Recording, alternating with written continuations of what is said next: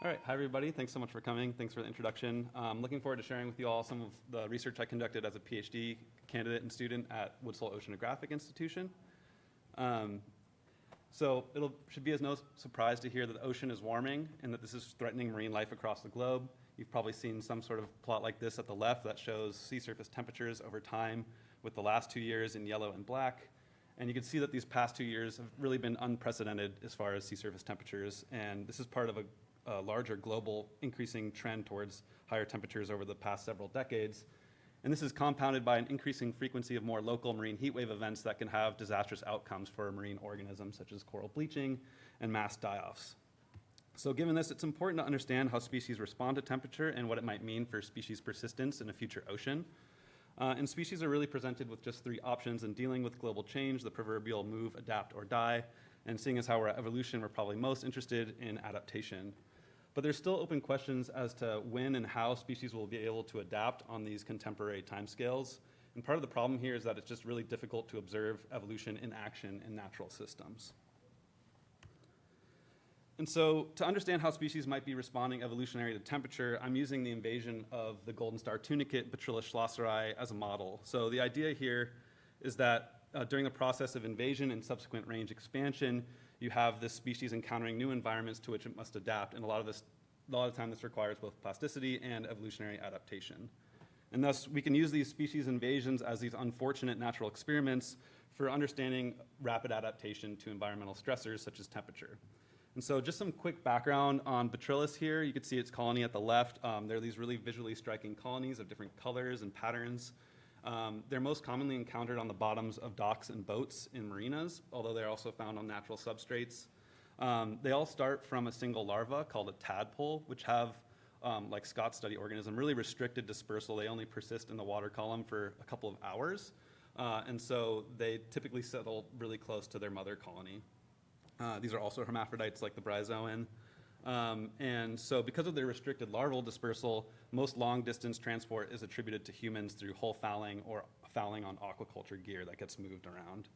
And so here's a map of its current distribution. In green is where it's native, in red is where it's invasive, and in yellow is where it's considered cryptogenic, or we're not sure of its status. And you'll notice that there actually is no green on the map. We've simply been moving this critter around for longer than we've cared to inventory everything growing on the bottoms of our docks. But we do know where it's invasive. In my study system, I study Bacillus in North America. Along the east coast of the United States, it's cryptogenic, so it's depicted in yellow, but it's invasive to the north in the Atlantic Maritime provinces of Canada, as well on the west coast, where it was first documented in the middle of the last century in San Francisco Bay. Oh, wow, there we go.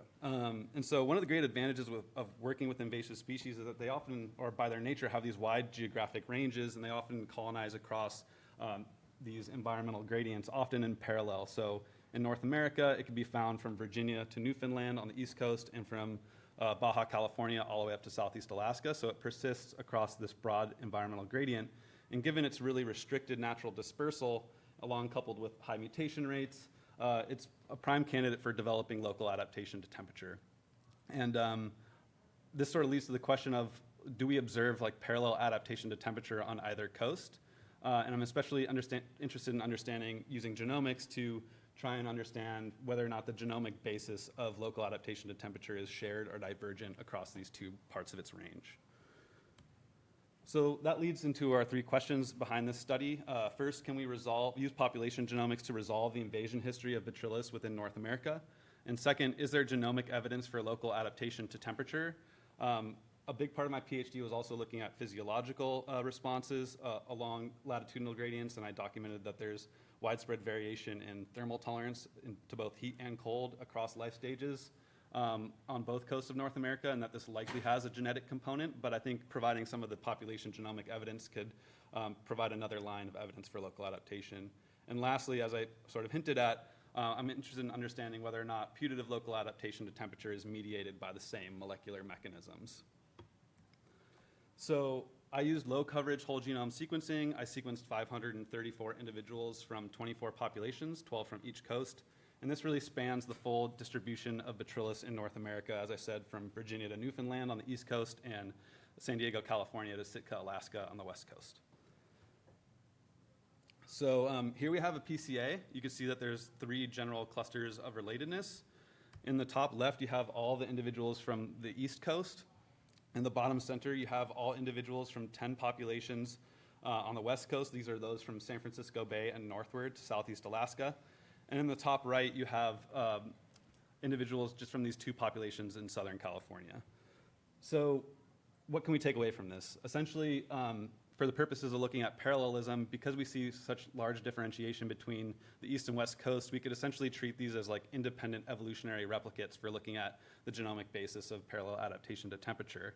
But when we're looking just within the West Coast, you can see that there are these 2 distinct lineages, one that's restricted to Southern California, and one that's more broadly distributed along further north along the West Coast. And this suggests to me that there have likely been multiple independent introductions of this species to the West Coast of North America. But what you could do with these data is kind of look to get higher genomic resolution by repeating these analyses just within each of these clusters. And I only have time to sort of show you one of these, which is this Pacific Northwest and Southeast Alaska cluster. I just want to note that these 2 populations in Southeast Alaska, the ELSN and the BHRB sites, these are Sitka and Ketchikan in purple and blue, respectively. These are pretty recent populations they've established just in the past 20 years or so. And there's been a lot of interest in trying to understand where these may have come from, with the prime suspects being these northern BC sites that are really close by, those on Haida Gwaii as well as in the Prince Rupert area. But when you look at the PCA, you can see these Southeast Alaska sites form their own little cluster in the lower left, whereas these northern BC sites cluster with these sites in southern British Columbia. So it seems that the political boundaries, rather than sheer geographic proximity, is governing the spread of the species in the region, which kind of makes sense given what we know about how it gets around. It's primarily transferred through whole fouling and aquaculture, and thus ostensibly the trade ties are stronger within international boundaries than across them. So returning to our questions, I think I provided a little bit of an idea of how we can use genomics to resolve the invasion history within North America. Now I'm going to move on to using these data to look at genomic evidence of local adaptation. Probably don't need to explain this all that much. Folks are probably familiar with genotype environment associations. So what essentially I'm doing is looking for a correlation between the allele frequency of particular SNPs and an environmental variable. Here, my variable of interest is mean annual temperature. And so sites that display a really strong relationship are candidate SNPs being involved in local adaptation. And I used BayPass and LFMM. And to be conservative with identifying these SNPs, I took the intersection of these 2 methods. So I just want to remind you, even though you just saw it, that we have these 2 distinct clusters on the East and West Coast. And I performed these analyses separately for either cluster, sort of with an eye towards looking at the genomic basis of parallelism. So I'm calling this upper left cluster the Northwest Atlantic, or the NWA, and this bottom central cluster the PNW for Pacific Northwest. And so here's just one example SNP. This is the most highly significant SNP from the Northwest Atlantic for the LFMM method, and you can see that there's a very strong relationship between mean annual temperature and allele frequency.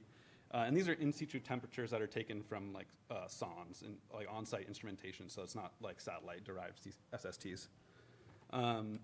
And so you repeat this across the entire genome, and you can see that there's widespread signatures of selection. They don't seem to be concentrated in any particular region, so it seems like potentially like this putative local adaptation to temperature is highly polygenic and distributed across the genome. And so looking at our 2 different clusters independently, we can see that there's just under 1,500 candidate SNPs in the Northwest Atlantic and just under 4,000 in the Pacific Northwest. So we can conclude that there is genomic evidence for local adaptation in this species. But next, I'm interested in understanding whether the basis of adaptation is shared or divergent across both coasts. So before I show you the results, I just want to note here that there's as far as the bulk genetic variation, just the overall SNPs, there's a high degree of overlap between the Northwest Atlantic and the Pacific Northwest. About 50 to 60% of the standing genetic variation is segregating across both coasts. So evolution has the opportunity to use that same evolutionary fuel and repeatedly select upon this variation. But when you look at the amount of overlap among our candidate SNPs, you can see that there's just 3 SNPs that are reused or repeatedly selected upon in these 2 different lineages. And I performed permutation tests to see if this is different from what you'd expect due to chance, and it's not. So small amount of overlap, and it's not different from what you'd expect due to chance. And I repeated this at the gene level by identifying genes that contain these candidate SNPs or are within 1,000 base pairs of one. And we find a little bit more overlap, but again, it's not significantly different from what you'd expect based on chance. So we observe like primarily divergent responses to temperature within the genome between the east and west coast. And I don't, given some of the other talks we've seen at this conference, it shouldn't be all that surprising. Thermal adaptation likely has a highly polygenic basis, and thus there's like many allelic combinations that can get you to the same like phenotypic outcome. But it's adding to like a growing body of literature that's showing these like non-parallel routes to parallel phenotypic evolution, potentially phenotypic evolution. So yeah, we sort of put a button on this question that it appears to be drawing on distinct molecular mechanisms. And so just like to leave you with some take-homes. I'm not going to read through these independently, but I just want to note that our findings are quite similar to a recent study actually led by our next speaker in eelgrass that found that the genomic response to these parallel temperature gradients in two embayments in California are largely distinct at the SNP level, though there was some more overlap at the gene level. So it sort of suggests that as you climb the ladder of biological organization, you might observe more and more parallelism as you get towards these like parallel phenotypic evolution. And this is in contrast to what we observe in systems such as the three-spine stickleback that have this repeated evolutionary loss of this armor plating and colonization of fresh water that actually repeatedly use the same locus. And so I'm particularly interested in trying to understand in what context do we expect to observe parallel versus non-parallel mechanisms underlying parallel phenotypic evolution. And that's actually a large part of what I'll be working on, or am working on, during my postdoc in Diana Rennison's lab at UC San Diego, studying three-spine stickleback. And so with that, thanks for coming, and thanks to these folks for their help throughout the project. Especially, I had a large network of collaborators sending me samples when I couldn't go out during COVID to get them myself. I'd especially like to thank the Haida Nation and the Lax Kw'alaam Band for access to samples from their waters, as well as my funding sources. And with that, thanks a lot, and I'm happy to take any questions.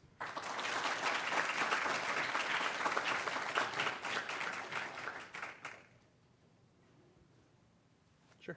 Yeah, that was awesome. Thanks. I'm curious if you've looked at associations with other environmental traits, like something working with like seasonality or like, I don't know, day length or Yeah. temperature variation. So I'm trying to remember which, they're mostly temperature variables. I also did like a days over 12 degrees C, which is sort of their threshold for reproduction.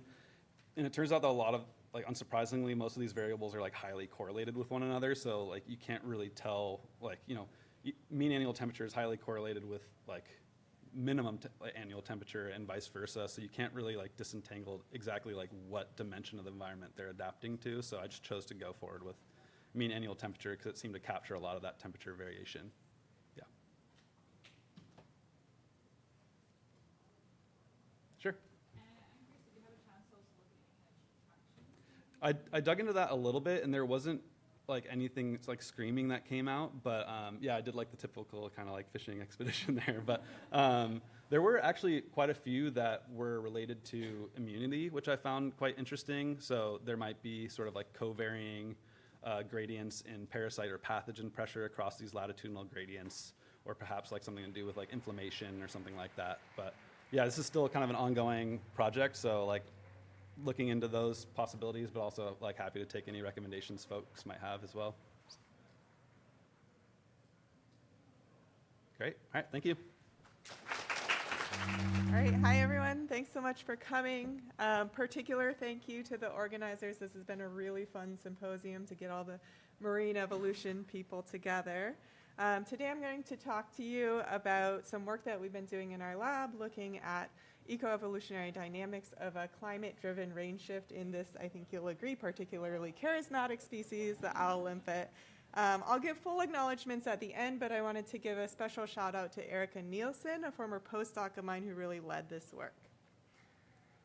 So we know that climate change is redistributing species globally. Here's a review from 2017 that showed a lot of climate-driven range shifts. And we've only been accumulating more examples of this since then.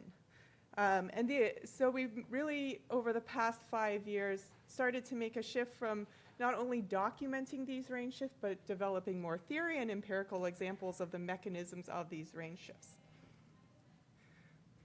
No? One example is to distinguish between pushed wave range shifts and pulled wave range shifts. I'm going to do that a lot over this talk. So a pulled wave range shift is fueled by recruitment from the current edge of the range. And so what this leads to is sorting. You can think of the dots on this figure, which is from a really nice review on the subject, as either genotypes or phenotypes. So you can have this sorting across an environmental gradient across the range. This leads to higher fitness in the range edge because you have the opportunity for selection on traits that are particularly beneficial there, often things like dispersal or reproduction. If we think of expectations, particularly at the range edge, we expect lower diversity at the range edge. We expect that spatial sorting of genotypes or phenotypes. We might expect allele surfing, which is a consequence of genetic drift, and higher fitness at the range edge. Contrast that with what we're going to call a pushed wave range shift, which is fueled by recruitment from the core of the range. So you have this genetically diverse range core, and you have recruitment from that range core. This leads to less sorting across the range, higher genetic diversity at the range edge, little genetic differentiation because you have gene flow from the range core all the way to the range edge, and a potentially higher genetic load at the range edge, which leads to lower fitness at the range edge. And the distinguishing between these two has implications for how we think that the range shift should proceed. So if you have higher fitness at the range edge, you have lower genetic diversity, which we generally think of as bad for adaptation, but you have higher fitness, which could fuel continued persistence of those populations. A lot of the range expansion literature so far has been about these sort of long-term range expansions driven by decades-long climate change, but more and more we're learning that a particular facet of climate change are these extreme events. So in the ocean, generally we think of marine heat waves as extreme climate events. This really great paper by Eric Sanford's lab documented about 67 species that had shifted from Southern California to Northern California in the marine heat waves of 2014, 2015, and 2016. You can see pictures of some of the species here, so you can see that they're really taxonomically diverse. And so the cool thing here is that you can see really, really rapid shifts in the distributions of these species. The cartoon on the bottom left is one that Erica drew from Eric's paper, showing the distributions of these southern species and how they've moved during the recent marine heat waves. And we'll talk about one particular one of these, the owl limpet. So as part of that same paper, Eric documented the shifts in abundance and size class over time during those marine heat wave events. So in the top panel, you can see the size distribution, and this is in Bodega Bay, which is Northern California. Because we all have different orientations with the equator, that's the sort of poleward part of the range expansion. And what you can see is that there were owl limpets there, but they were all big. So we didn't have any recruitment during that time. In 2010, there was maybe like a remnant population or something, but you didn't have any local recruitment. In the 2016 panel, you see settlement, and just a note that we can't actually find them till they're about a year and a half old. So that's why in 2016 you see recruits from 2014 showing up. So we see settlement that happened in 2014 during the marine heat wave we know as the blob, and then further recruitment during the El Nino events in the following 2 years. And the cool thing now is that even after the marine heat waves have subsided, we see continued recruitment of owl limpets at these northern range expansion sites. We now have data up to 2023, and we still see recruitment at these sites. So this isn't just something that happened during the range expansion, this is something that's persisting after the range expansion. So what I'd like to talk about today is this evidence of a pulled or pushed wave range expansion? And to know that, we need to think about where are these recruits coming from, particularly, are they coming from local populations at the range edge, or are they coming from the range core? And what does genetic diversity look like in the zone of range expansion? Do you have high genetic diversity fueled by core recruits, or do you have low genetic diversity and possibility for strong selection? And all of these lead to interpretations about whether these populations will persist and potentially fuel further range expansions. We took a whole genome sequencing approach, so we sequenced across 19 different sites that span the full range of owl limpets, and at each site we collected 30 individuals from 3 different size classes, so this gets us individuals that settled at different times, both during and after the marine heatwave event. We did whole genome sequencing, low coverage, and we're able to look at about 900,000 SNPs after we prune for linkage disequilibrium. So we'll start by just looking at population structure. If we look at the PCA, we see 3 distinct clusters, but the cluster on the left is the core of the range as well as the zone of range expansion. So there's no differentiation between that northern zone of range expansion and the core of the range, which is about Santa Barbara North. We see no breaks in that region. Instead, what we see is that that purple cluster is the southern Baja populations, and that pink cluster is northern Baja and southern California. So we see differentiation at the southern, the equatorial edge of the range, but not in the zone of range expansion. And when we use EAMS to do a migration surface, our interpretation of these biogeographic breaks supports the same conclusions. We see breaks in Southern California and in Baja, but not really in the northern part of the range. So next we looked at genetic diversity across the range, and interestingly, if anything, we see lower genetic diversity in the core of the range. This is really counter to all of my expectations based on, I think that they should be more abundant in the core of their range, and so they should have higher genetic diversity. We also looked at a measure of genetic load, and we see that genetic load is highest at the southern edge of the range, so that's the trailing edge, so we don't see any increased genetic load in the zone of range expansion either. If we look at private alleles, we see that there are more private alleles in the southern edge of the range, so this is probably driven by population differentiation, maybe local adaptation in those southern sites. And the same is true for this metric, minor allele of highest frequency, which is supposed to be a metric of allele surfing. So again, this is probably driven by population differentiation and increased drift happening at those southern sites, where the northern population seems to have less differentiation and just be bigger overall. Okay, so what's with this nucleotide diversity pattern? Why do we have lower nucleotide diversity in the core and increased nucleotide diversity at both range edges? That seems really weird, right? I'm going to try to explain it to you, and we'll start with the northern range, the northern edge. So this is where we have a range expansion. And what I think is happening here is that you have recruitment from many different places into that zone of range expansion. So what we did is to use assignment tests on new recruits. So these are limpets that settled during the marine heat wave only, at least to start. And we assigned them to 3 different regions, so northern core, central core, or southern core. Note that we're leaving out Baja and Southern California here because we had those pretty strong biogeographic breaks. We don't think many larvae are going from Baja to Northern California. And when I show you the 4 different sites that we have in the zone of range expansion, ordered from south to north, what we see is that we have recruits coming from everywhere. We have recruits coming all the way from the southern core, and we have recruits coming from the northern core, and there's no pattern across the zone of range expansion.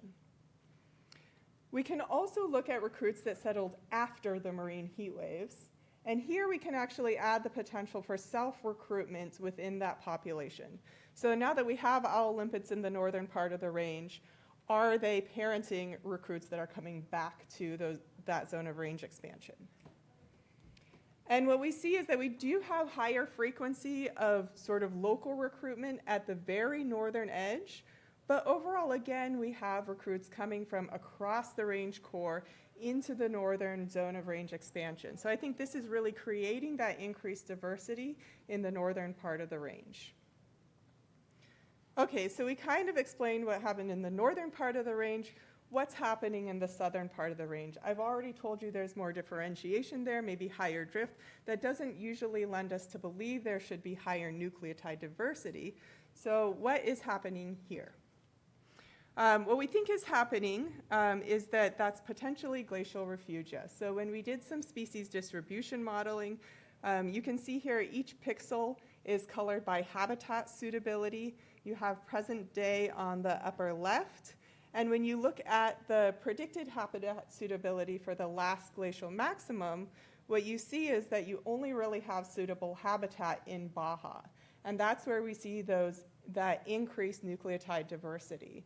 So those are simply older populations that have been around for longer. There's not that much gene flow between them and the core, so that genetic diversity isn't actually flowing into the core of the range. Or at least that's what we think is happening. So what does all this mean? What we think we're seeing is this pushed wave range expansion at the leading edge of the range. We have recruitment from the core, we have high genetic diversity, we have low differentiation. There's two ways we can interpret this. I've given you the optimistic one here. Genetic diversity could fuel future range expansion. However, we also think that in a pushed wave range expansion, fitness is low at the core, which maybe means that we won't see much future range expansion or even maybe persistence of these populations in a few years. On the other hand, it seems super important to look at the southern part of the range. We have local diversity in the southern part of the range, high differentiation between populations, private alleles, high genetic diversity. So this seems like a potentially overlooked source of maybe adaptive alleles. It's not crazy to think that some alleles that might be associated with adaptation to underwarming could be harbored in those southern populations. That's what I have for now. I'd like to just wrap up by thanking the amazing team that worked on this project. We have lots of collaborators that have been really wonderful. Another shout out to Erica Nielsen, who did a great job leading this work. It was just published in Global Change Biology. If you want to go take a look, she's got a lot more stuff in there that we couldn't cover today. Of course, the Limpets and NSF for funding us, and happy to take questions.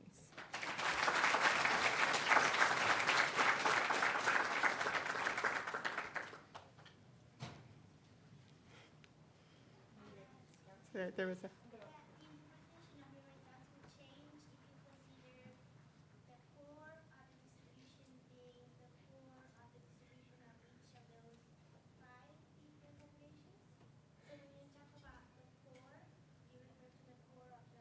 The whole population, yeah. So would that change if you consider each population as a distinct thing and the core being the core of each population? So it's potential that our interpretation will change in the south because we weren't really considering that the core. What I will say is when you look at the abundance trend across the whole geographic range, it does follow our expectations. So the abundance is highest in Southern California, which we had previously considered the core, and there's not particularly high abundance in Baja, and habitat's a lot patchier. So I don't think they have like their own special cores down there, but there could potentially be some like population differences there. Yeah.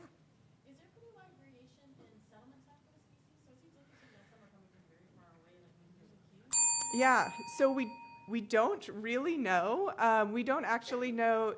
We have like some anecdotal evidence that spawning time might be different between the different populations, but there's almost no data on that, and we're starting to do a few experiments on it. All right. Oh, am I? Oh, okay. I don't know where I'm at. I think you had a question. It's a very basic life history question on dispersal limits. Mm-hmm. Do they spawn on eggs or do they spawn like in turds? Or how do they lay eggs on rocks? So they're broadcast spawners. Okay. Yeah, so they release their gametes into the water column. So that's following the current Yeah. process. Yeah, so one of the hypotheses for why they're going northwards is because during El Nino, we do have warmer waters, but we also have these current reversals that they may be able to ride to northern habitats. Yeah. I was just thinking about like, what happens, what eats them, and like, is that moving with them, and is maybe that why there's some northwest? So the things that eat them are probably birds and people.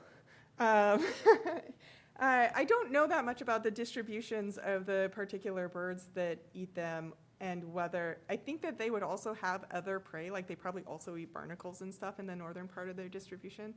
Not sure. Good question.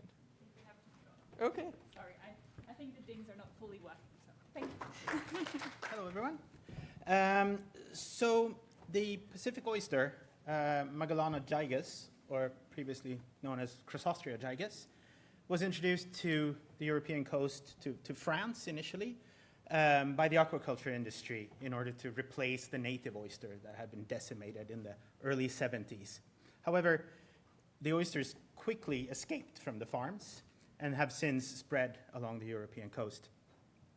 In Sweden, the oysters were introduced in 2006. So they first arrived in the northernmost part of the Swedish coast. So here we have Northern Europe, and around here was the first arrival, and then they have since spread slowly down towards the south. Here's a zoom in of that, into progressively more low salinity waters. And currently, the invasion front is down here. Presumably, they're limited there by their inability to reproduce in low salinity waters, so less than 15 PSUs or per mil. But maybe they can adapt to the low salinity. And if they can do that, maybe they can, in the future, spread further into the Baltic Sea down here. So in order to test that, we sampled adult oysters from 3 different locations. So from the established population near the first introduction in Europe, down here in green, and then at the first invasion front in Sweden, in blue here, and then at the present invasion front, which is in red here. So, and remember these colors, because they will come back. And what do we do with these oysters? Well, we did controlled crosses. So from each of these sites, we collected 15 males and 15 females and bred them in this controlled North Carolina 2 breeding design, where we did full factorial crosses of 3x3 oysters, and then did that in blocks, so in 5 blocks of these full factorial crosses. And we did it with oysters from the established site in 2015, from the first invasion front in Sweden in 2015, and then we redid it in 2022 with oysters from the same location, and also took oysters from the current or present invasion front in 2022. And what did we do with these oysters? Well, we sampled their gonads of male and female oysters and put them in jars. So here we have sperm and eggs of the oysters, and then we mixed them in a beaker and looked after 2 hours and measured fertilization success, or the proportion of the eggs that have started to develop. And what did we see when we did that? Well, here are the results of that. And so what we can see here is that at the previous invasion front in Sweden, we have a shift where we have now in 2022, we have lower fertilization rates in high salinities, whereas we have higher fertilization rates in low salinities. So that's suggesting that there is a trade-off going on, that they are shifting towards better fertilization in low salinities. While when we look at the present invasion front, we see that there's a complete shift in their optimum fertilization rate towards lower salinities. And they can now reproduce, I'm sorry you cannot see this, but the salinity here says 13. So the oysters here can reproduce really well in salinity of 13, which oysters here cannot. So we see a shift in phenotype. So how much of that is heritable and how much of that is just plasticity, right? So with the controlled breeding design, we can actually get the genetic variants and estimate heritabilities. And we did that using the BRMS package in R and get these Bayesian posterior probability distributions. And here now we have salinity on the y-axis and we have heritabilities on the x-axis. And what I want you guys to focus on is just at the low salinities, we have very high heritabilities. So they're approaching 1 here in all different cases, which indicates that there's strong selection and that plasticity is limited, and most of the response here is determined by genetic factors. So what's going on then at the genetic level? In order to study that, we did whole genome sequencing of oysters from the current invasion front. And we took oysters, the larvae from salinity of 13, which I'll from now on call low salinity, and a salinity of 23, which I'll call control salinity from now on. And what we did was first we sequenced the parents and genotyped them at about 19 million SNPs throughout the genome. And then we got the allele frequencies from each family of the larvae at all of these SNP sites using pool-seq. So our parental genotypes provide us with our expected allele frequencies in the larval pools, whereas our allele frequencies, we also get the observations then, which means that we can compare observed versus expected, right? And so what we did then was to do g-tests to look at what the deviation is from the expected values in the larval pools for each of these SNP sites in each of the families. And once we have our g-scores, we could then calculate a parameter that we call delta G, which is the difference in g-score between the salinity 13 larvae versus the salinity, control salinity larvae. So that's the difference, the deviation from Mendelian inheritance that's due to salinity. So that cancels out all other effects. So for example, genetic load or bottle effects in the experiment, and keeps only the deviation that's due to the environmental differences. And then we calculate that for 100 kb blocks across the whole 10 chromosomes of the oyster genome. And if you're interested, you can go into my GitHub and get the scripts and so for that. And so what did we find? So if we plot just then this delta G parameter across the whole genome, we see that overall, throughout the genome, it's close to 0. So you have 0 here, and these are the different chromosomes or linkage groups. But then you see there are some 100 kb blocks where you have very high delta G scores. And these are means and then confidence intervals across all the families. And I'm going to focus on 2 of these today, which is one that is on linkage group 6 and one that is on linkage group 9. And if we start with the one on linkage group 6, when we zoom into that 100 kb block, what we can see is that the delta G scores look like this. So you have close to 0, but then you have a region here of about 13 kb where you have high delta G scores. And so what's going on here? Well, we can go to the annotation of the oyster genome to see what's in there. And what's in there is the nucleosome. So all the histones coding for the nucleosome, so the protein beads that the DNA is coiled around in the nucleus. All those histones are inside that region.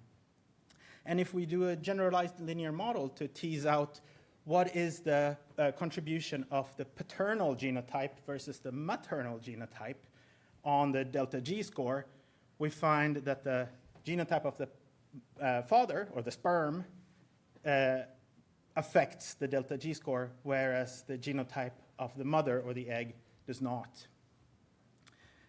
Similarly, if we look at the peak in linkage group 9, we see a similar pattern where we have a region of, here is about 16 kb in the middle of the region with elevated delta G scores. What is in that? We have the whole ribosome is in there. So both the large and the small subunit are located inside that peak region. And if we do a generalized linear model of that as well, we see that also here it's the sperm genotype that is important, and the egg genotypic proportions are not. So now we have established that the oysters can adapt, and we know sort of what the cellular machinery is. Now, what is the risk that they are going to be able to colonize the Baltic Sea? So in order to study that, we did biophysical oceanographic modeling and released oyster larval particles from the site where we collected oysters at the current invasion front. And when we do that, so that's here, you can see that they spread into the Baltic Sea. And these are events that occur once or twice or 3 times every year during the reproductive season. The prevailing currents actually go north here, or counterclockwise, but every now and then we have these inflow events. And the color of here of the water is the depth of the water mass, where those particles end up. And what we see is that as they enter the Baltic Sea, they go deep, because the water here is less saline than the water up here. So the more saline water goes underneath. And so in order for the larvae to be able to get back to shore here, they need to be able to swim back up to the surface and then get transported to shore. So the question is, can they do that, or do they get stopped by the halocline? So in order to look at that, we did some larval swim experiments where we set up these fake haloclines with sort of salinity of the water at the current invasion front and in the Baltic Sea, and then we inject larvae here at the bottom, and then we see what happens after a while. And we did this experiment with no food available to them, with food available only in the halocline, and food available in the whole top layer of the water. And what I just want you to focus on here is when food is available in the top layer, this green pie chart is how many larvae we find in the top layer. So when food is available up at the top, they have no problems to swim up to the surface.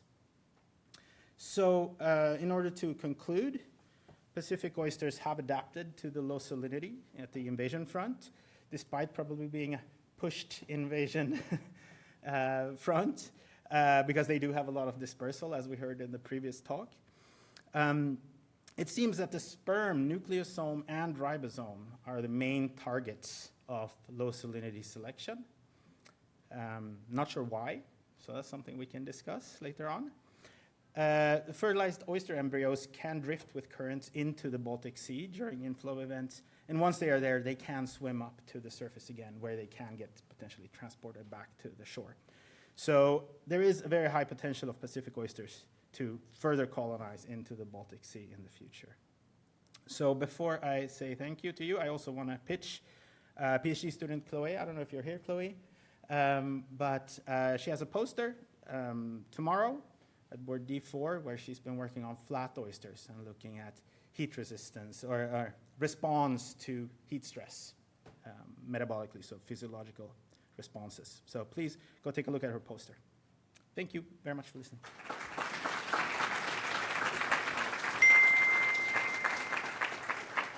Questions? Yes? So, did I understand well that the first locus you look at the histones, are these the histones that are expressed in the sperm cell, or they are just general kind of Yeah. So we don't know exactly what is happening. What we know is that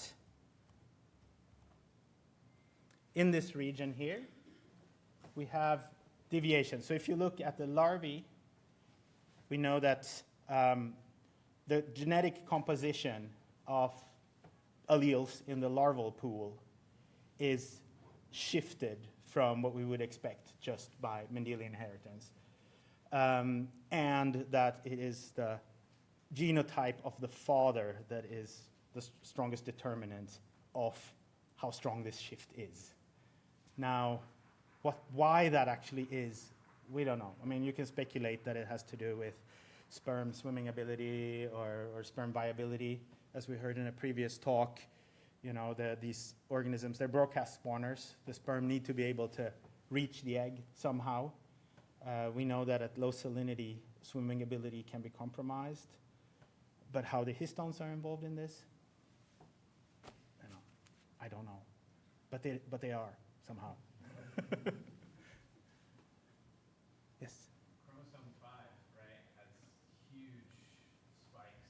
Are those what we see in the eastern oyster, which are just a bunch of duplications and inversions? Or anything's going on there? Not really sure. So the reason I'm focusing on these 2 peaks is because there are well-annotated gene models in these 2 peaks. In the other peaks here, it's more fuzzy what's going on. And the distribution of SNPs is also less even than in the 2 peaks I'm focusing on. Could be something like that. We have also looked for signs of structural variants, and we have not found any signals of that anyway. All right. Thank you very much. Okay, so welcome back, everyone. So it's my pleasure to present now the first presenter of the last part of the session, which is Tammy Iwasa Arai from the University of Sao Paulo in Brazil. So please, come on up. Oh yeah, you don't have to come up. Yes, clicker. Thank you. There you go. Spoiler. Wait. Oh, Okay. So good afternoon. I'm Tammy from Universidade de São Paulo in Brazil. And today I'm going to talk about the preliminary results of genomic adaptations into crustacean epibiotic lifestyle and other habitat shifts. So I'm going to talk a little bit about crustaceans that are not that popular, like crabs or shrimps, but they are very widespread in different habitats, such as sandy beaches, or even in terrestrial habitats, and in the deep sea, and even in the oxygen minimum zones.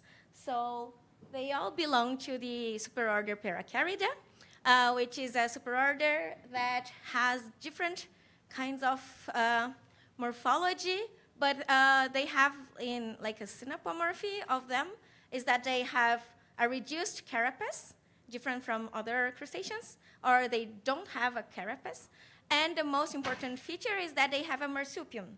And this is important because they have direct development. So they carry their eggs and the juveniles, and like a possum or a kangaroo, they carry the juveniles in this marsupium, so they can go out and feed and then go back to this marsupium when they are juveniles. And this is an important characteristic because it allows them to colonize other habitats like the terrestrial environment. So they don't have this larval phase that needs water. And this is very important to the habitat shifts. So we can see them in the sea, but also in freshwater and on land. And these habitat shifts are very, they depend on the aquaporins, and they're very studied, well studied in other animals, but in crustaceans they are less studied. But we know that aquaporins are very important in these habitat shifts. But habitat shifts, they are not only between environments like these, but also in different lifestyles. So some of these crustaceans have free living lives, but also they can present parasitic or epibiotic lifestyle, like these whale lice or fish louse.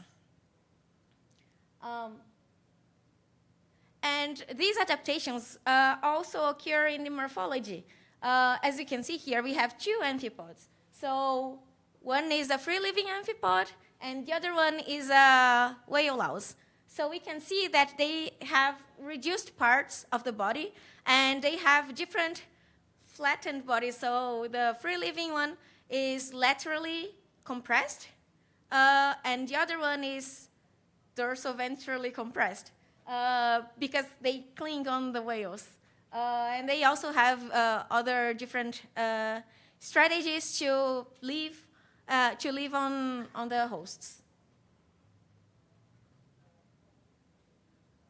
And here we have some examples of these epibiotic piracarids. Some of them are associated with fishes, part of the life or the whole life. Some of them are commensals, or we don't actually know if they are commensals or parasitic, or because there's no studies on them, but we believe they are commensals of sea turtles. There are the whale lice that are associated with whales and dolphins. Some of them are associated with invertebrate hosts, like the hyperid amphipods. They are associated with gelatinous plankton. And other amphipods are associated with ascidians, for example. Or in this case, these isopods are associated with other crustaceans.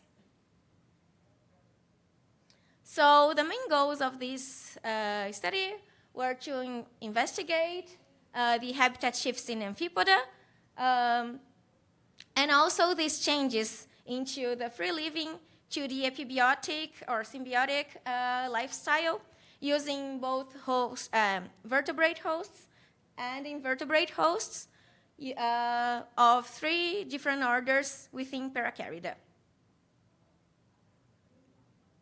So for that, we used 138 transcriptomes from open databases from Amphipoda, Isopoda, and Taneidacia, of which most of them are from freshwater, but we also have like around 40% of the marine taxa and only 1% of terrestrial paracarids, because it's just woodlouse.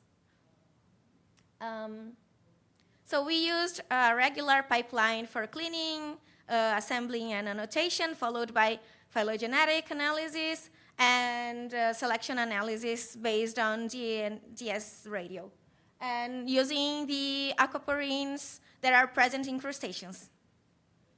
And the second part, we used 4 species which are associated with different hosts. So 2 of them are amphipod species, 1 is an isopod, and another one is a tenaid. So 3 of them are parasitic, and 1 is commensal. And they are associated with invertebrate and vertebrate hosts. So as a result, we can compare one of the gene trees that we found for aquaporine 1 to the currently accepted phylogeny for Amphipoda. And we can see that the infraorders of Amphipoda are not monophyletic. But we can see that there is a clade here that includes all the freshwater species. But one, which is the one in blue. I don't know if you can see here, but maybe here you can. Here we have the topologies of each gene tree present in crustaceans, in amphipods. So for aquaporine 1, 3, and 11. And we can see that they have similar topology. And that we have clades that are marine, which are the ones shaded in pink, and other ones that are one from freshwater, which is the big one.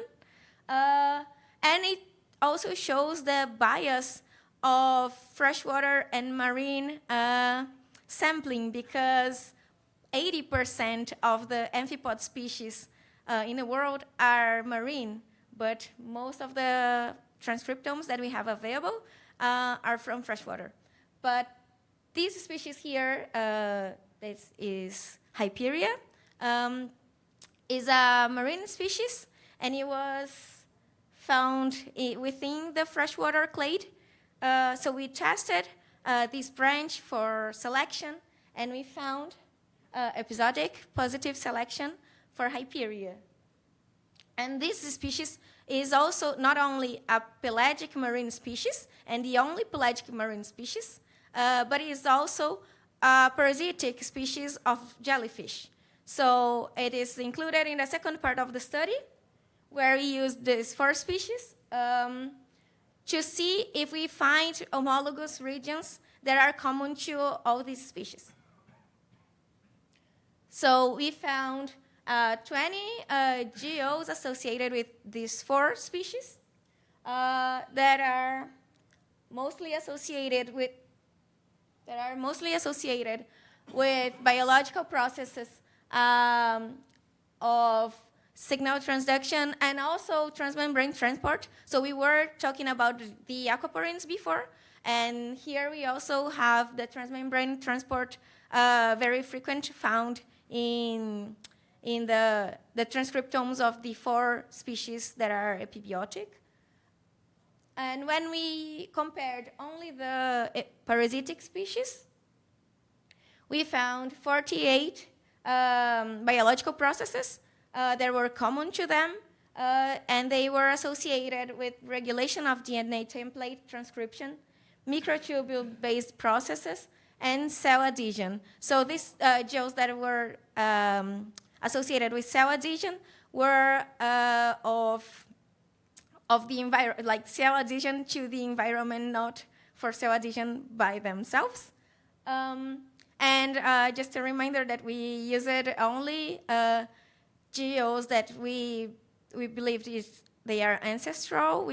So they are not only found on these species, but also in other species, but they were common to the 4 of them. And when we analyzed only the species that were associated with invertebrate hosts, we found 655 geos.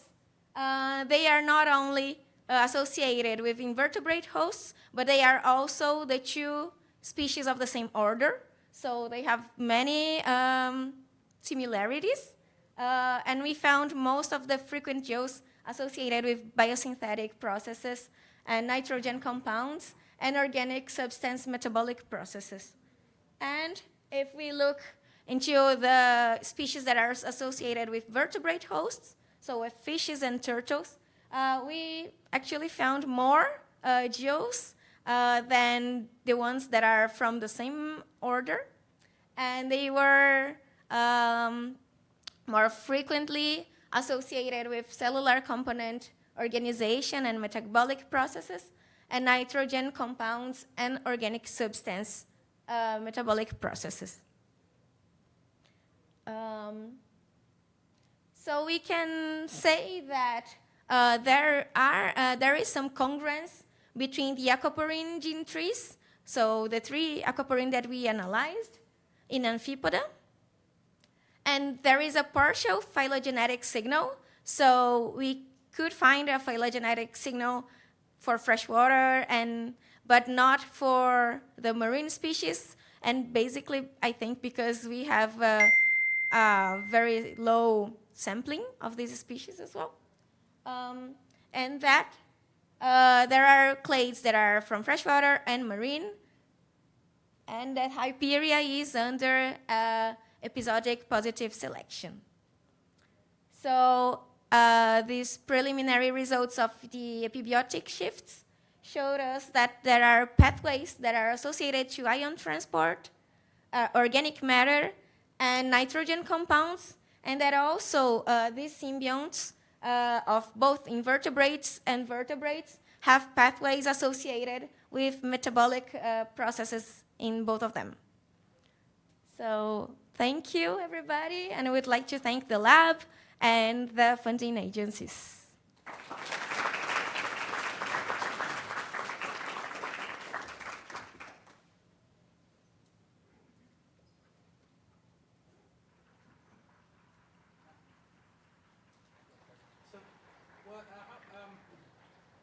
So if I get it correctly, the Hyperia has freshwater aquaporin, but it's a marine species. Yes. Do you have any thoughts on how that happened? I don't know. We haven't checked. Well, this is after all the. We don't know if there are duplications and everything that we could study to have a broader view of these aquaporins. So it's just a preliminary result, but I don't know. Maybe it's. Yeah, I really don't know why this happened, and if this is something that happens to other species of like pelagic, or if this could be an association. I don't know. Thank you. Okay, back of the room says yes. Okay, thanks for all for coming. My name is Brendan Cornwell, and I'm excited to tell you about some of the work that I've been doing in the Palumbi lab for the past couple of years. So excuse me for a brief second. We're going to go to land just for one quick slide, but it's only because this is such a good example of what we need to illustrate to really start thinking about this subject, and that is the symbiosis between Medicago and their rhizobium. And what we need to take away from this slide is not the results in particular, but just that different plant genotypes perform better in different environments based on the environmental variation, but also the variation and genetic complement of their symbiont. So it's a three-way interaction between their genetic machinery, the symbiont's genetic machinery, and the environment in which they find themselves. And so what I think a lot about is the coral holobiont that faces a similar set of circumstances.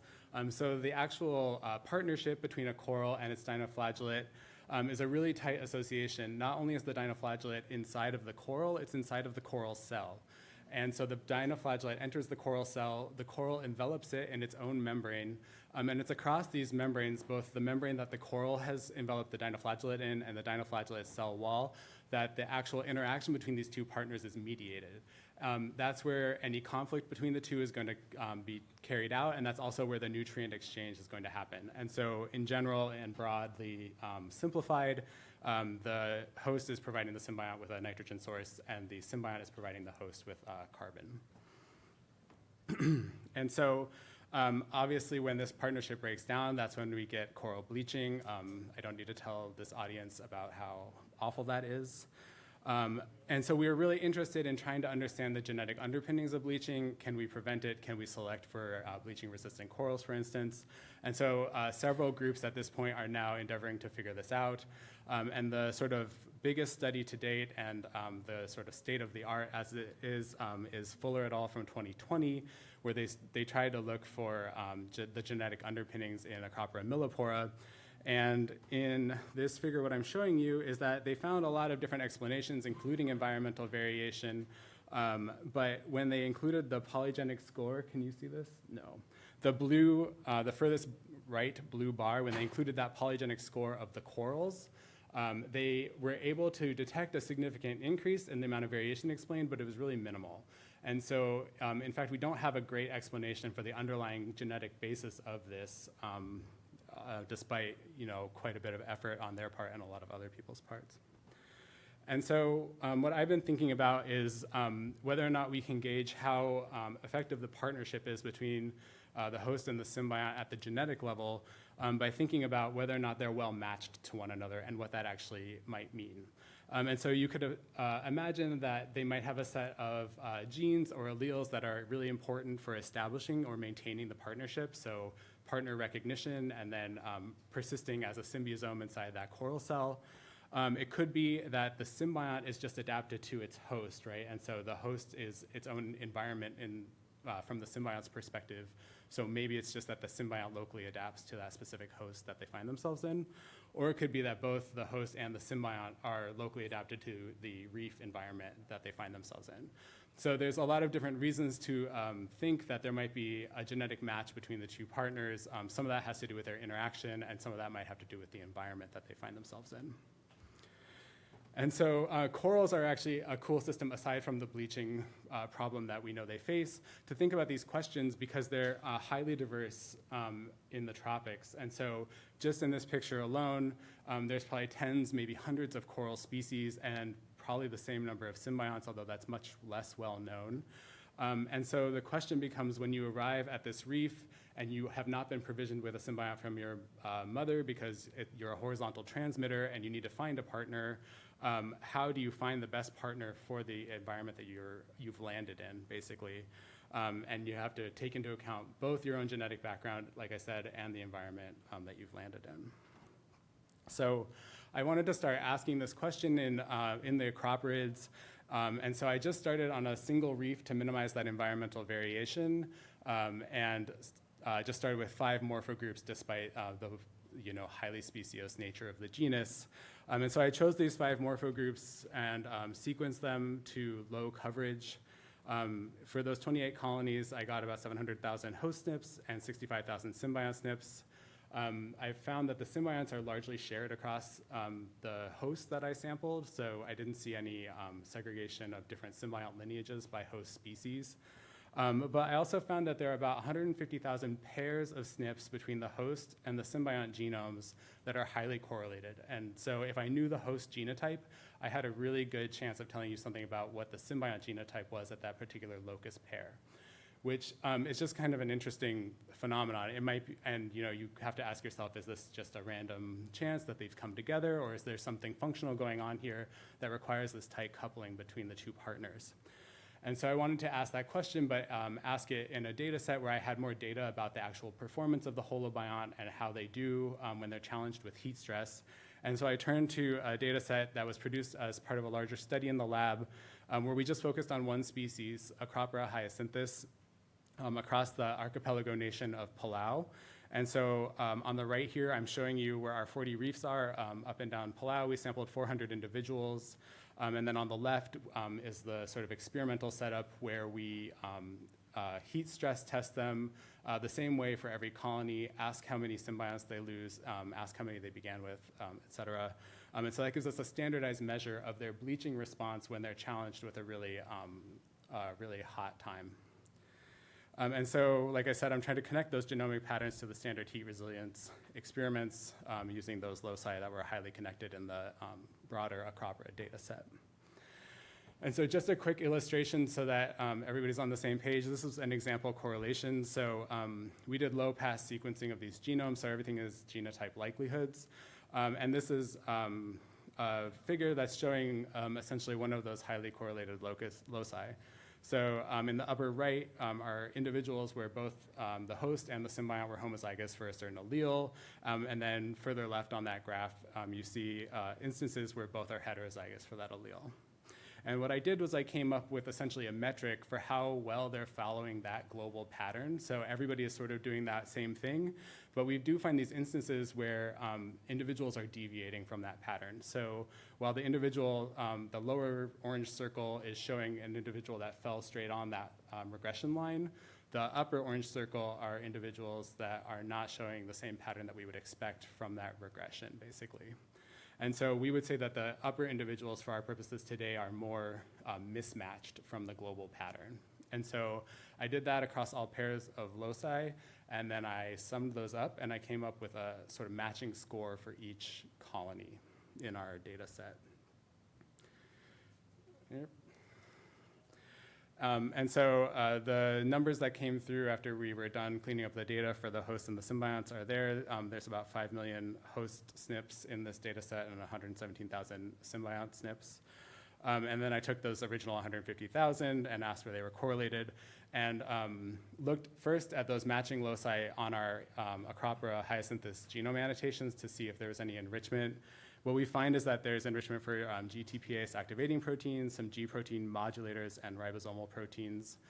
That's a good sign, or we took it as a good sign, because that implies that there's some communication between the partners and that those sort of pathways are often involved in that. And then we went looking for specific genes that might be associated with bleaching. And so I've called this the GWAS conundrum, and it's not just our conundrum, it seems to be everybody's conundrum. We know that bleaching is heritable, but we have a really hard time finding the genes that are associated with that heritability. And like the study in 2020, we did the GWAS on just the host SNPs. We don't find a lot that we get excited about, not too many past that, that threshold for a false discovery rate of 0.05. But when we include this matching score as a covariate, we get a lot more significant loci rising above that FDR threshold. And so what I think is happening is that this covariate is basically controlling for the quality of that partnership and thus allowing us to see the underlying coral SNPs that might actually be associated with bleaching once we control for that. But I'm concerned that I included a lot of covariates in this data all of a sudden, like are those what are driving these peaks? And so I took the data and randomized essentially all of the genotypes and all of the covariates and all of the phenotypes, and then asked if I could reproduce that number of outliers in 100 null data sets.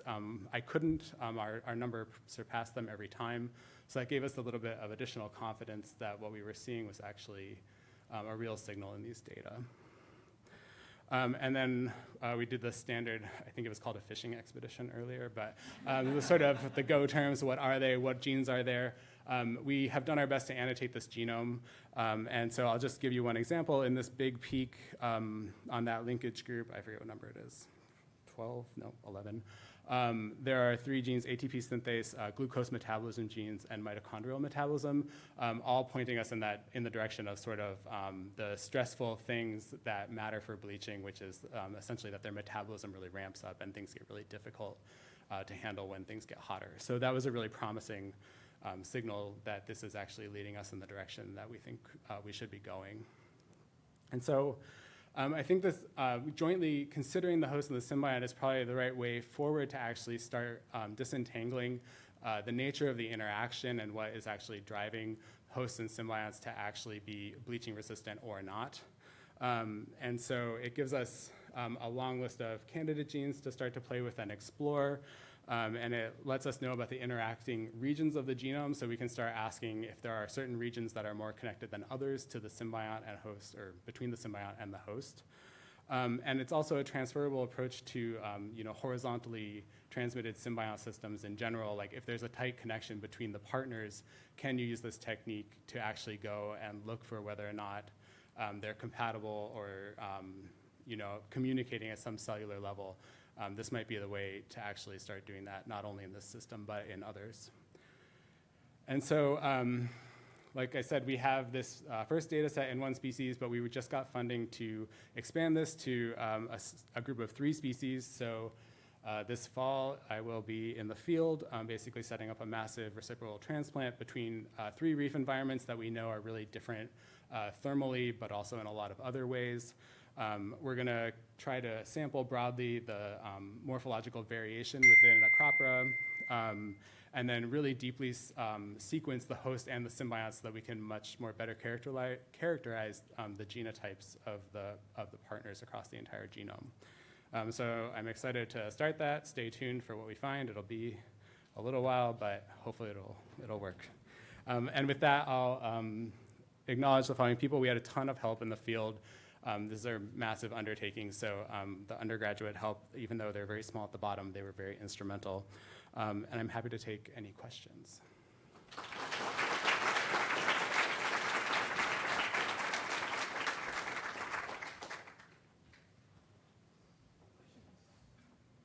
Yeah.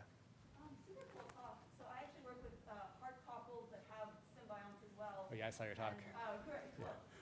Have you thought about how the microbiome might be playing a role? Do you think that they could be a missing piece of the puzzle to also look at their loci and see how that's... Yeah, it's been in the back of my head for a while. I'm more optimistic that I'll be able to better characterize that with this data set that we're going to be generating, just because we're going to throw a bunch more sequencing power at this than we had in the past. And so I'm hoping to be able to maybe dip into the metagenomics of this. I'm hesitant to add a 4th interacting player to the whole setup, but if that's where the data take us, that's where they take us. Yeah. Yeah. How easy would it be to get some linkage information? Because one way to get maybe a little bit more bang out of the buck is to control for linkage loss. Oh, within both genomes? In humans, that they do the GWAS and then they try to get more power by collapsing the linkage regions. Is that a feasible thing with this system? I can answer for the host better than the symbiont because we know that a little bit better. The host linkage breaks down really quickly, like over a couple kb. So we could collapse it, but I think it's still going to leave us with quite a few regions even after doing that. Yeah. Cool. Thanks. Thank you all for being here so much. Thank you so much to Pierre and Elika for organizing this wonderful session for us all to get together and talk about the advances. So I'm excited to tell with you some work that we've done with these beautiful little copepods on this beautiful blue marble of a planet where we have incredible biodiversity. Maybe I'm blocking this for you all. There we go. Which is also being where life began, but it's also being incredibly impacted at a geologically unprecedented rate. So we have increases in atmospheric CO2 that are kindly being absorbed by the Earth's oceans. There's a disproportionate increase in temperature in the Earth's oceans, but that increase in CO2 in the atmosphere being absorbed is also lowering the pH of the Earth's oceans. And organisms can respond with these changing global conditions through either plasticity, where a given genotype can adjust their phenotype to be able to survive these changes, or through rapid adaptation, perhaps using standing genetic variation. So the questions that we're going to try to address at the physiological level, at least in this particular talk here, are how do multiple stressors, particularly warming and acidification, interact? And what is the relationship between both plastic and evolved responses? So we're going to look at this at the gene expression level in this wonderful little organism, Acartia hudsonica, which is a northern temperate Arctic marine copepod. And one of their wonderful, amazing traits is that they can go from egg to reproductive adult in 25 days, in addition to being at the base of the marine food web. So what we did was collected these copepods from the Long Island Sound area and reared them in the lab for about 3 generations before we subjected them to these 4 different environmental treatment conditions. So ambient at 13 degrees Celsius with about 400 parts per million CO2, which will be in blue circles for the rest of the talk. Ocean acidification, which is also 13 degrees Celsius, but at 1,000 parts per million CO2. Warming, ocean warming alone, which is 15 degrees Celsius at 400 parts per million CO2, and then the combined treatment, which is 15 degrees Celsius and 1,000 parts per million.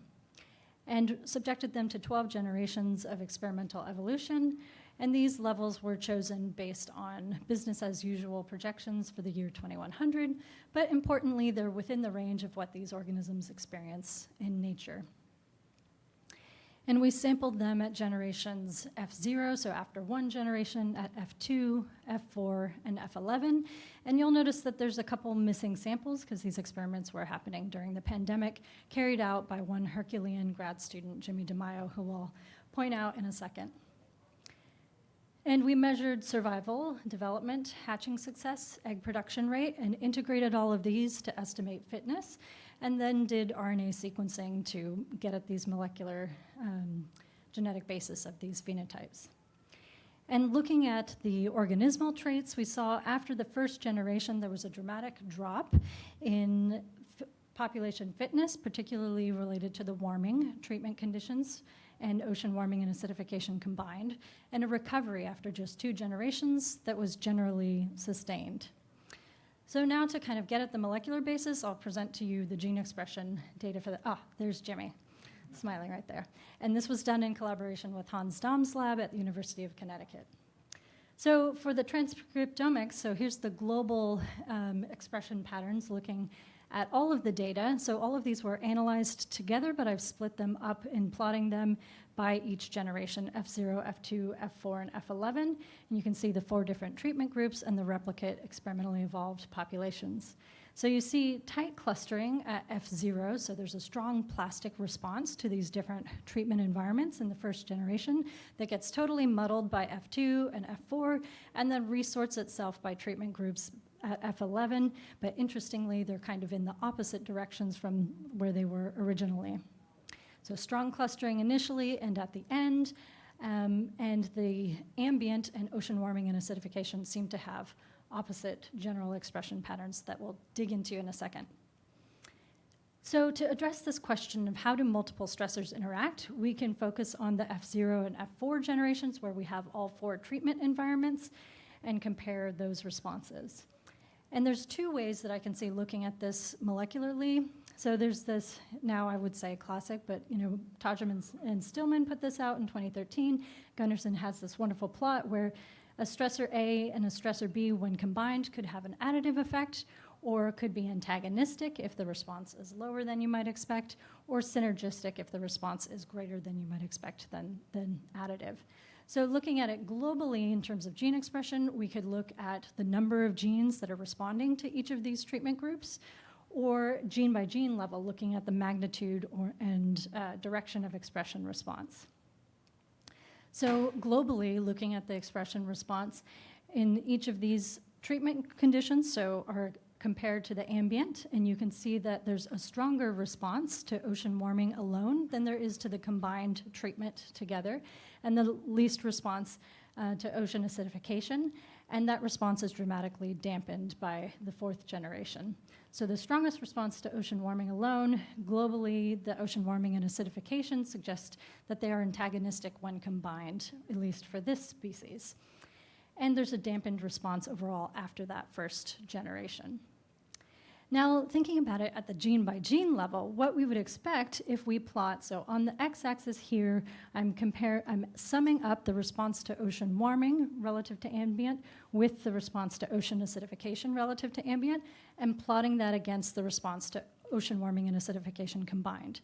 So if the response is additive, they should fall along that 1-to-1 line. If it's synergistic, there should be a stronger response in the combined treatment than you would expect based on summing it up. And then if it's antagonistic, you would expect a stronger response in the by summing compared to what you observe when combined. So this is what we see. So in each of the colors, so the same as we've seen before. And the ones that we're interested in are the purple ones. Those are the ones that are responding to 2 or more treatment groups. And we can see that they fall in this area that we would expect for antagonistic gene expression response. So overall, we're seeing a kind of dampened physiological response relative to what we would expect. So these 2 stressors, when combined, could have opposing physiological effects, perhaps. So now to the second question of what's the relationship between plastic and evolved gene expression responses. We'll focus on the ambient and the combined ocean warming and acidification groups and compare F0 as our plastic responses and F11 our evolved responses. So after 1 in 12 generations of experimental evolution. So these are comparing ambient to ocean warming and acidification. At F0, there's 403 genes responding. F11, 2,400 genes responding. So this would be our plastic acute response, and this would be our evolved long-term response. And we can see that there's 6 times more differentially expressed genes. This is the party time of night. You were so excited about differential expression, we had to turn off the lights. Okay, and there's surprisingly limited overlap between these 2 different sets of genes, which we'll get to break down here now. So this initial response, we can look at the plastic response and say, do these genes that were initially plastic become assimilated and stay expressed, or do they return to their expression levels and show compensation? We can look at the shared response by focusing on those 120, and then we can test for signatures of selection in those F11 genes. So assimilation versus compensation. Assimilation would be that expression response that F0 is then sustained, whether it's up or down regulated. Compensation would be something that's initially inducible, then returns to its ancestral or baseline condition. And the results are that we see much more compensation in response to ocean warming and in the combined treatments than we see the pattern of assimilation. So there's 1.5 to 3 times more compensation than assimilation, suggesting that there's transcriptional resilience and that what they do initially is different from what they do after evolution. So now to look at this shared response.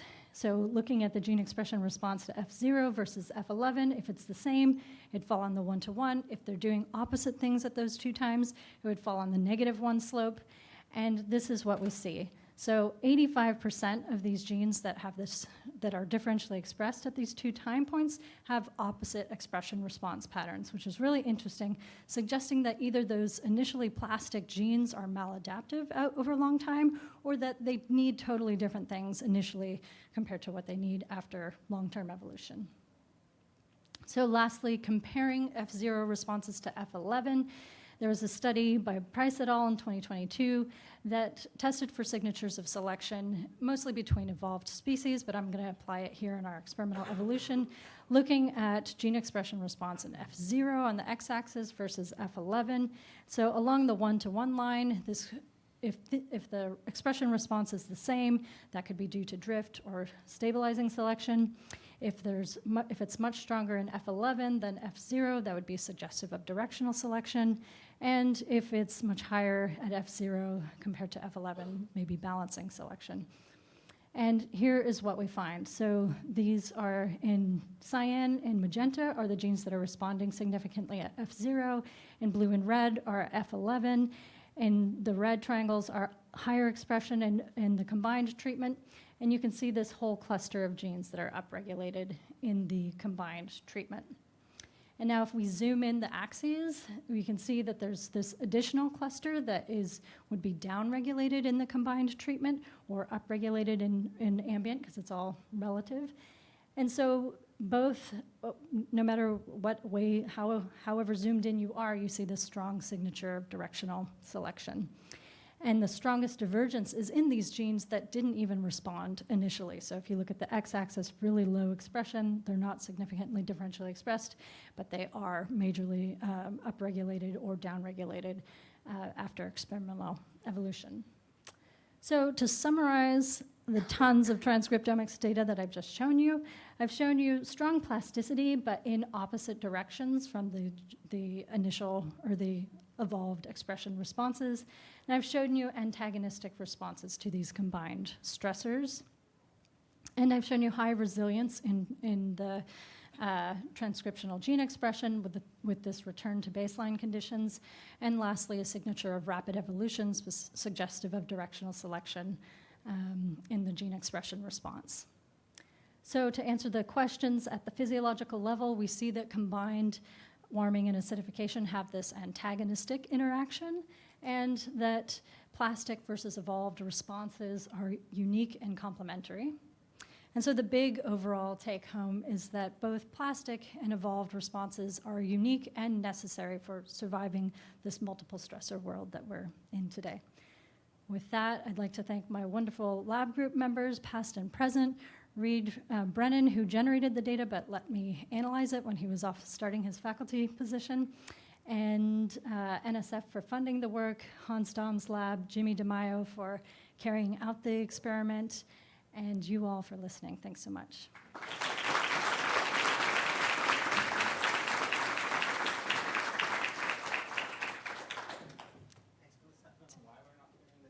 Okay. Yes. Thanks.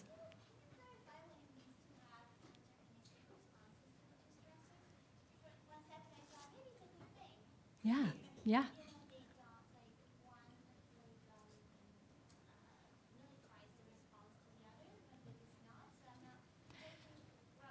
Yeah, totally. So yeah, when we say antagonistic, it sounds like a bad thing. But in this case, if it's physiological dampening, presumably it's less costly. They're not mounting as large of a gene expression response when those are combined.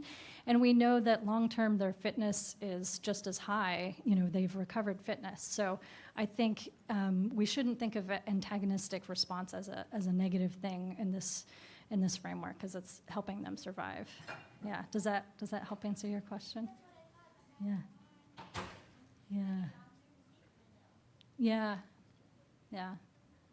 Happy to talk more. Yeah. Any other questions? Yeah, Joaquin.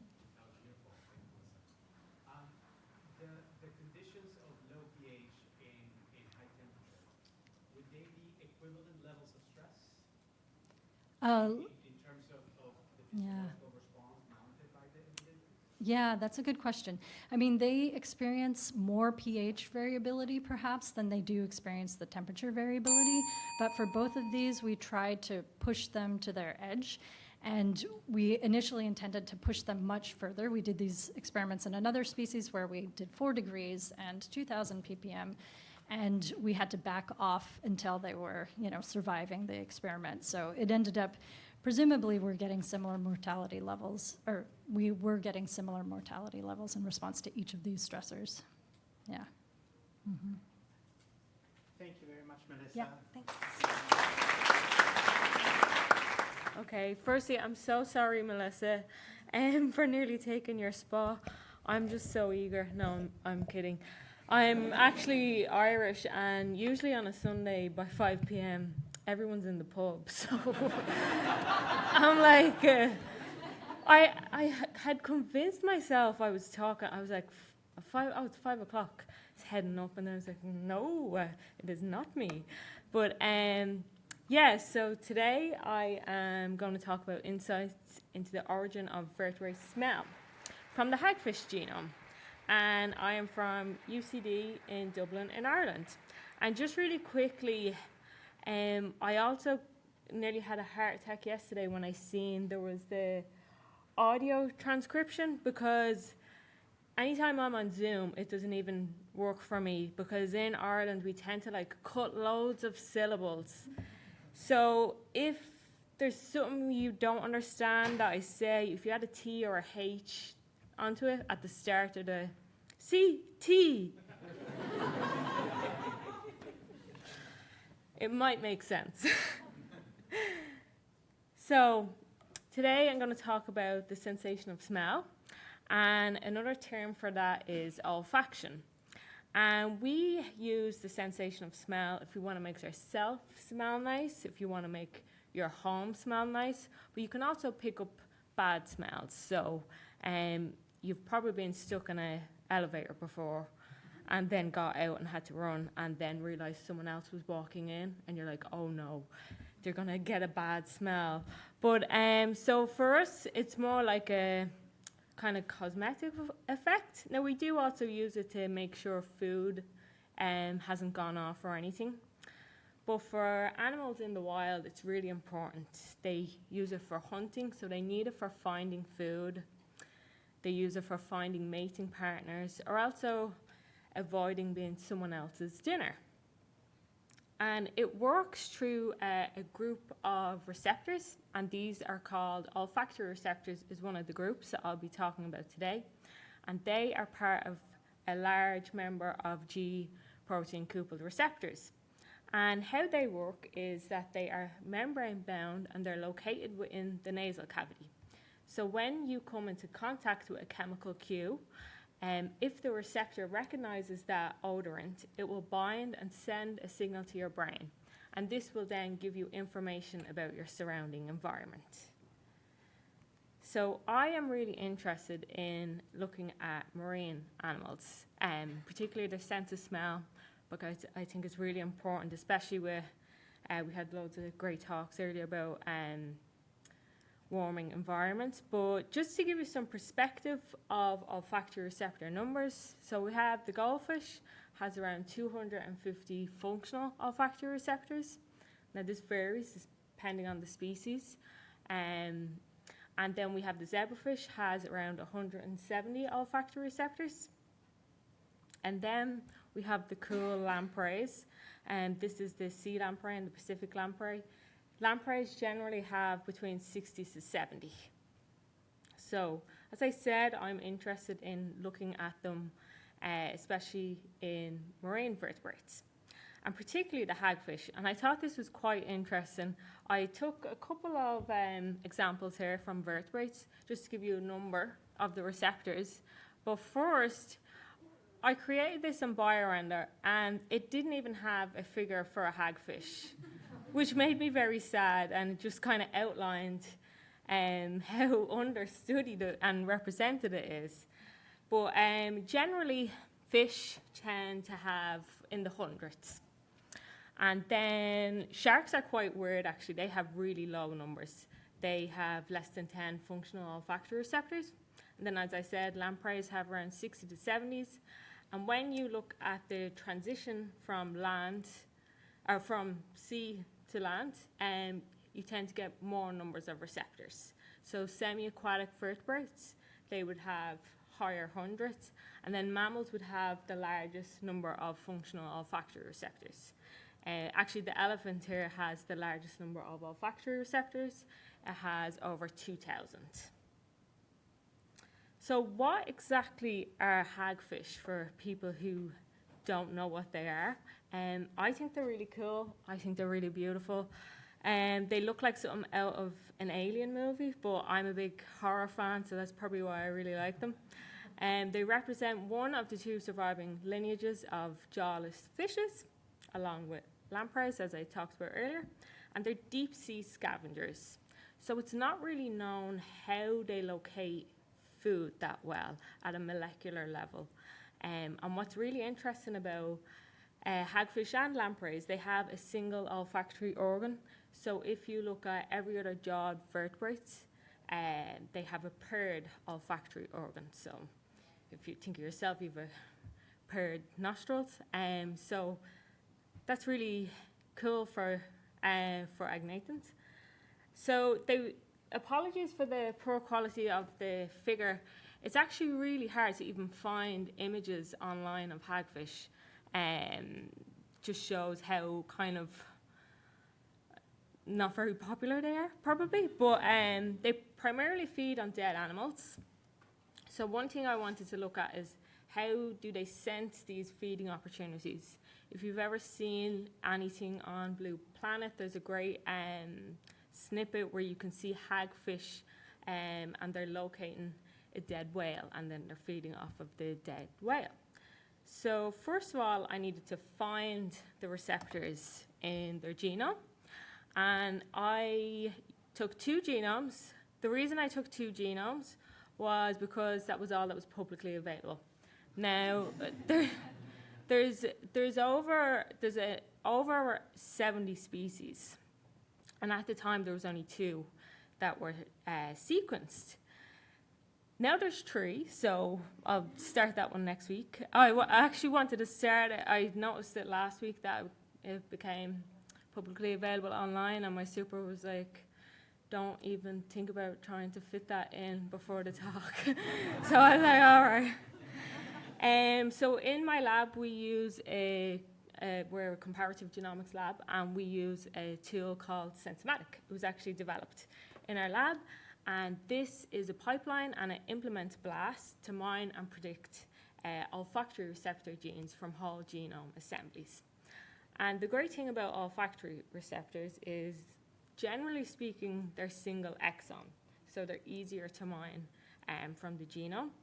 And to search for them in the genome, I took all of the available fish and lamprey olfactory receptors that were annotated, and there's like hundreds and hundreds of these, and I use them as a reference to search for them in hagfish. And because these receptors as well, they generally have a high sequence similarity between species. So when I mined them, I found that the inshore hagfish and the brown hagfish had 33 to 34 olfactory receptors. So the next thing I kind of wanted to look at is, okay, they have a small gene repertoire, but because of their lifestyle, what potential odors can they smell? And to do this, I used in silico protein odor docking methods. So I basically took the amino acid sequence from the receptors that I had mined, and I used iTaser to predict their 3D structure. So obviously, I don't have hagfish myself, so I can't isolate the 3D structure, so I had to use in silico methods. But once you get a 3D structure, I used 3D docking techniques to try and investigate what the receptors might bind to, so what they might potentially smell. And based on what I read in the literature about them feeding off dead animals, I took putrescine. Now, this is also known as the death-associated odor. But it's an odorant for foul-smelling, putrefying flesh. So when an animal dies, this would be one of the odorants that would be released. Fun fact about myself, I actually can't smell putrescine. I'm not a serial killer. I was doing an undergraduate lab, and we were I'm not going to say what animals in case somebody works on them, but we were doing dissection labs, and each week we were coming back, and I just store it in the fridge. And then when the undergrads were coming in, they were like, "Oh my God, the smell!"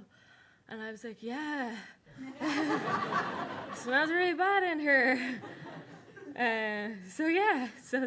So like I said, it varies between species and species. I obviously have a non-functional receptor that detects putrescine. My supervisor can't smell sweat as well, so that's just another, sorry. So we're a great lab to work with. So then this is an example of one of the hagfish smell receptors after it's been the predicted 3D structure. and I'm just circled in red is the odorant putrescin. And when I've done the docking analysis, I found that putrescin has very high binding affinity to hagfish smell receptors. So this gives us just a bit of an insight on what they might be able to smell. Since they're so hard to study and nobody sequences them, so it just is a method, and this suggests that hagfish likely smell putrescin very well. So then I wanted to investigate what their receptors are like compared to other vertebrates. And I took a outgroup, the Brachystoma, and I done some phylogeny studies. And just really quickly, I don't have a lot of time. Vertebrate ORs get very complicated, but generally there's two types. You have type 1 that are traditionally found in large quantities in terrestrial species. So just as an example, this is my dog Sam Winchester, and he has 860 functional ORs. And if I was to put them on the phylogeny, they're all type 1 ORs. So then type 2 ORs are generally found in bony fish and semi-aquatic vertebrates. And what's interesting is the hagfish only possesses a single type 2 OR. So the hagfish is in orange there and the lamprey is in green. However, it has specific type 1 ORs. Also, the lamprey has its own cluster of specific type 1 ORs.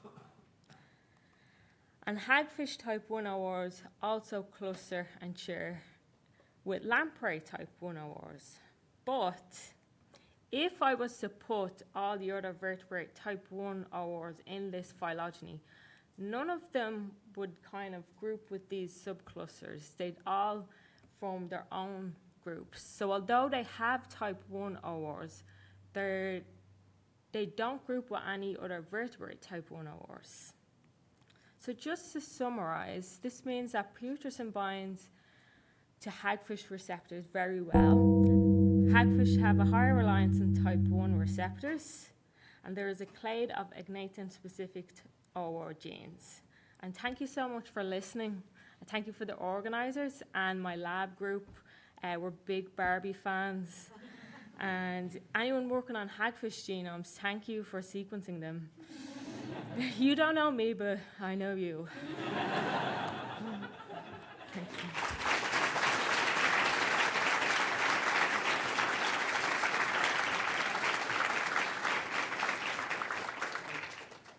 Thank you, Colleen, for ending the day with a really funny presentation.